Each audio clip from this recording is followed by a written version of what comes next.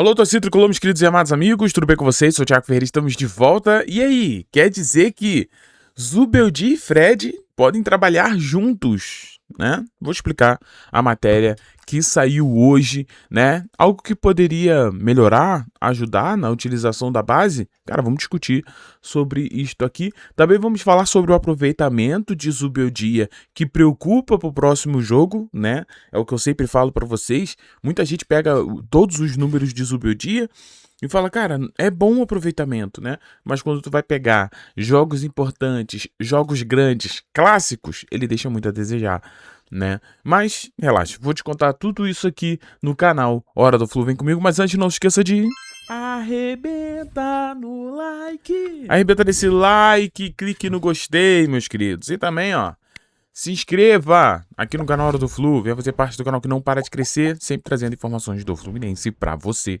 Show de bola. Queridos, e aí? Bom, antes de trazer essa parada de Zubeldia e tal, o Pedro Brandão do Lance levantou uma discussão no Twitter que eu acho que vale a pena a gente comentar. Por quê? Existe sempre uma expectativa de Hulk e JK atuarem juntos, né? Eu sempre falei isso aqui e sempre expliquei como que eu faria isso, né? Só que o Brandão trouxe alguns levantamentos que eu queria analisar com você. Olha só, segundo ele, o Fluminense tem um problema sério de gestão, tá? Por quê? O artilheiro da temporada, né, e um dos melhores jogadores do time, John Kennedy, não pode jogar junto com a contratação badalada do ataque Hulk, né? Aí vamos lá. Primeiro, para isso acontecer, Zubeldia teria que abrir mão de Lúcio Acosta. Você acha que vale a pena? Essa é a única opção, segundo ele. Nenhum time funcional no mundo hoje defende com menos de 4 jogadores na segunda linha, né? Zubeldia nunca fez isso no Fluminense. Hulk e JK e Acosta não marcam na segunda linha, a conta não fecha. Só para você entender mais ou menos o que ele está dizendo, é sobre isso aqui, ó. Eu peguei a última escalação do Fluminense e aqui a gente tem o Fluminense, né, em campo. A segunda linha que ele diz, né, muito provavelmente é a linha que compõe Savarino, Lúcio Acosta, Canóbio, Martinelli e Hércules, tá? Porque essa aqui é a primeira linha, né, que é a linha de defesa. E aqui, quando o Fluminense está defendendo ou qualquer outro clube está defendendo, eles costumam fazer uma segunda linha de 4. Aí nessa segunda linha de 4 aqui, ela é composta sempre pelo Savarino, muito provavelmente, Hércules com certeza, aí Martinelli e Canóbio, né? Então você fecha, sobra Lúcio Acosta e John Kennedy. Aonde, de fato, vocês sempre conseguem ver que na grande maioria o Lúcio às vezes parece um segundo atacante, né? Já reparou? Quando o time adversário toca a bola, aí o JK vai lá, pressiona, aí depois vem o Acosta, pressiona e a gente fica com as duas linhas aqui, né? Savarino, Hércules, Martinelli e Canóbio fazendo essa linha aqui, né? Juntamente com a primeira linha. Então essa é a segunda linha.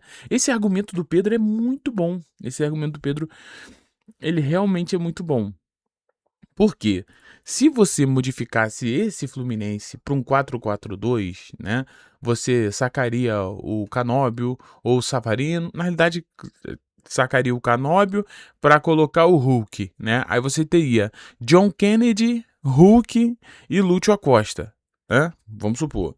Só que aí, essa segunda linha de 4, ela não ia existir, porque não ia ter ninguém para descer. Como ele mesmo disse, nem o Lúcio, nem o John Kennedy e nem o Hulk, eles não compõem a segunda linha de 4. Então, o Fluminense ficaria sem marcação devida, tá? É um argumento bom, cara. É um argumento muito bom. Eu vi que tem gente criticando o argumento dele, mas, sinceramente, se você colocar o mapa, fica muito claro que esse argumento tem muito sentido. O que aponta outro problema, né, que ele também cita, que é um problema, pessoal, de gestão. Porque assim, quando tu vai fazer um investimento muito alto num jogador como o Hulk, né, você tem que, na tua cabeça, o Hulk ele tem que ser, né, um jogador primordial para o teu esquema funcionar, para que você, né,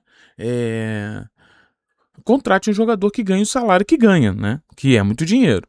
Só que nesse caso, o Hulk, ele é reserva, titular ou no campo ainda não conseguiu render, acredito que ele pode estar se adaptando e tudo mais, mas assim, ainda não aconteceu. Só se tem uma outra questão que ninguém tá vendo. Qual a questão, Thiago? Que o Fluminense já esperava vender John Kennedy. Por isso trouxe o Hulk. Para que o Hulk substituísse John Kennedy. Aí não teria mais essa discussão. Por quê? Eu acho que o que atrapalhou a gestão, né, minha opinião, tá? Em relação à vinda do Hulk, é que John Kennedy ainda tá no time, pô. E ele ainda é o melhor atacante, e ele ainda é quem faz gol, e ele ainda é importante pra caramba. Então, isso meio que quebra todo o planejamento, que muito provavelmente o planejamento do Flu, né, era ter o Hulk no lugar do John Kennedy, e a gente ter aqui Hulk, Savarino, Lúcio Acosta e Canopy, entendeu? Só que como John Kennedy não saiu do clube e é um dos principais jogadores, isso atrapalha ali a gestão. Acho que o Fluminense se arriscou. Acho que o Fluminense se arriscou trazendo o Hulk, ainda tendo John Kennedy, porque o torcedor não tá nem aí se o Hulk é vingador, se o Hulk é verde, se o Hulk é forte. O Fluminense, o torcedor tricolor, vai priorizar sempre desempenho. E se o desempenho do Hulk sempre for inferior ao JK, o Hulk não vai sair do banco, pô. Aí o Hulk saiu de titular do Atlético Mineiro para ser banco do Fluminense para ganhar um salário de 2 milhões. Sendo que com 2 milhões o Fluminense poderia trazer outros jogadores que poderiam se adaptar melhor a esse time. Então, assim, realmente é gestão. É gestão. O que eu acho que aconteceu? Eu acho que o Fluminense tentou a contratação do Hulk no começo do ano e deixou meio que, ó, quando pintar um espaço aí, tu pode vir que tá de pé. Entendeu? Parece que fizeram aquela promessa, igual eles gostam de fazer promessa, né? A gestão do Fluminense gosta de fazer promessa, né? Promete que vai realizar sonho, promete que se chegar uma proposta tal, vai liberar o jogador. Então pode ter feito uma promessa ao Hulk que estaria de portas abertas se ele conseguisse uma liberação. Ele conseguiu e hoje, sinceramente, o Flu precisa muito do Hulk? Essa é a grande pergunta, né? Só que é isso, o argumento é muito bom. Agora, você tirar o Lúcio Acosta também não faz sentido. Apesar do Lúcio Acosta não estar bem, tá? Desde quando surgiu essa relação que ele estaria envolvido em relação de apostas e tal, o jogador nega, o Fluminense confia nele, mas desde isso, o Lúcio Acosta parou de jogar. Não sei se ele tá sem cabeça, não sei se ele ficou tenso. Então, assim, Lúcio Acosta também não vem bem. Como outros jogadores do Fluminense, tecnicamente vem abaixo também, como Martinelli, que é muito bom, mas vem abaixo, o Hércules, que é muito bom, mas vem abaixo também, né? O Canóbio tá muito difícil pro Canóbio e até o Savarino. Então, hoje, os jogadores do Fluminense estão passando também por um problema muito complicado tecnicamente. Só que assim, mesmo assim, você tirar o cérebro da equipe para colocar o Hulk para funcionar como um segundo atacante, você não vai perder a linha de 4, eu sei, mas você vai perder a criatividade, né? A criação que o Lúcio, né, consegue dar a esse time do Fluminense. Então, acabou que o... Aí, vamos ser honestos, né? Então, deixa o Hulk no banco. Deixa ele jogando no segundo tempo, né? Tenta fazer alguma coisa aí neste sentido. Mas eu entendi. Para colocar o Hulk, teria que tirar o JK ou o Lúcio, porque ambos não compõem a segunda linha de 4. Lá ele, mas é a segunda linha de 4 jogadores, tá? Não, porque vocês estão realmente esquisitos. Mas vamos lá, pessoal. Continuando aqui, Fluminense enfrenta o Vasco na quarta-feira. E uma das coisas que chamam muita atenção é isso aqui, né? Fluminense não venceu nenhum dos últimos 5 clássicos que disputou em 2026. Então o Fluminense precisa da vitória. É claro que tem a questão de pênalti, mas se você é tricolor de verdade, né? Se existe isso, tricolor de verdade, tricolor de mentira, o tricolor de verdade tem medo de pênalti, né? Tricolor de verdade não consegue ver pênalti de jeito nenhum, né? Então, assim, os números de Zubeldia, os últimos números dele como treinador, tá um fiasco em clássicos.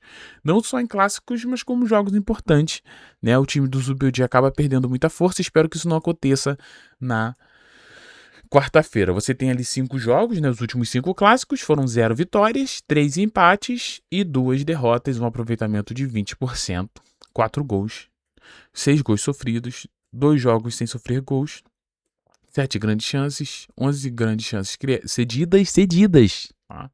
16 0,0 finalizações para marcar gol, 10. Então, assim, para marcar, ele precisa chutar mais para marcar e menos chutes para sofrer.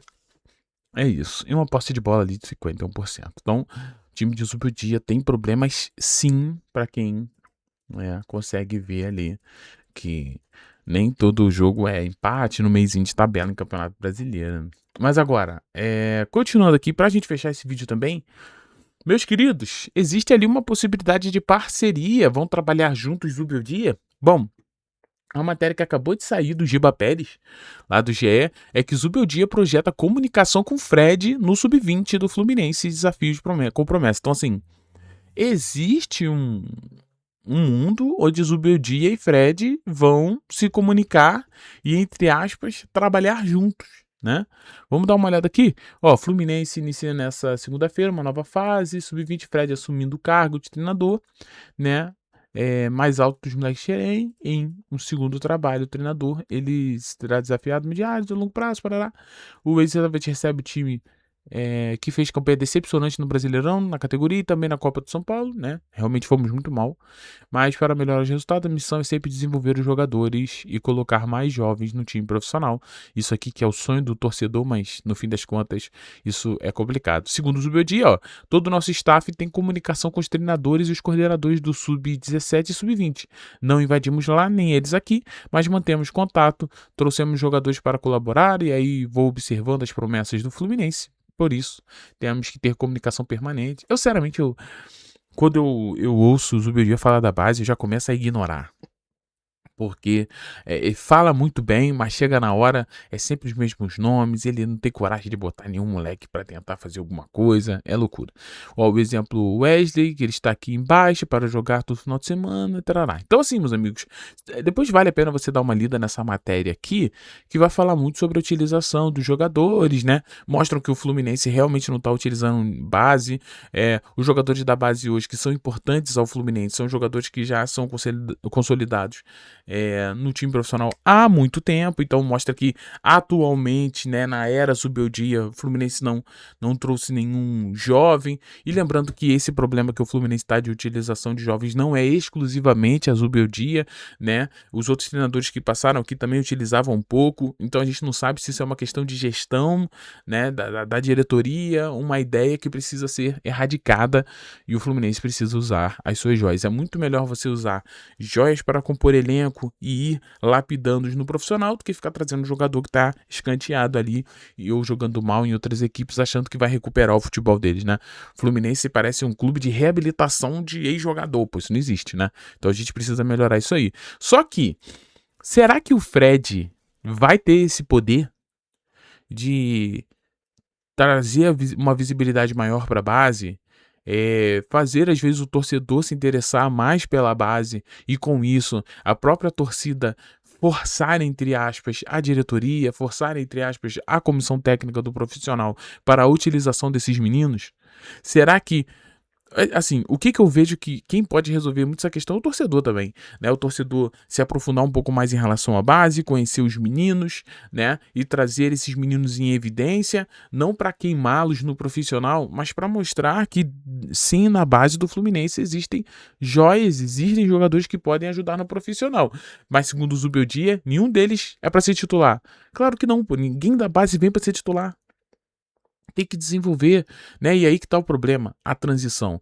Talvez com a chegada do Fred no Sub-20, que é muito escanteado, né? Sub-20 é complicado, Sub-20 no sentido de já tem uma idade limite, aí fica aquela questão sem saber o que vai acontecer, se vai dar jogador, se não vai dar jogador, se vai ter utilizado no profissional, se não vai. Quantos jogadores poderiam ter dado jogadores se fossem utilizados no profissional? Né, às vezes são escanteados antes até mesmo disso.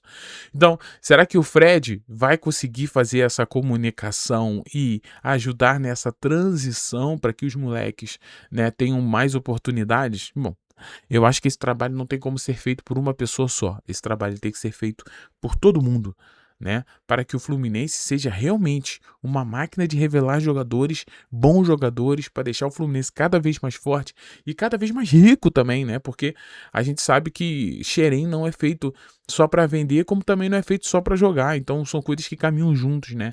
A parte financeira, da parte técnica e tática. Então, assim, é necessário essa comunicação. Eu espero que isso dê certo. Torço muito para que esse trabalho de Zubeldia e Fred juntos, né, que um consiga ajudar o outro a fazer com que o Fluminense se revele cada vez mais e deixe o Fluminense cada vez mais fortalecido. Queridos, um beijo no seu coração, muito obrigado pela presença de todos vocês. Não esqueça de deixar aquele like, se inscrever e ativar o sininho tricolor. E estamos juntos. Muito obrigado pela presença de todos. Fiquem todos bem. Tchau e valeu, pessoal.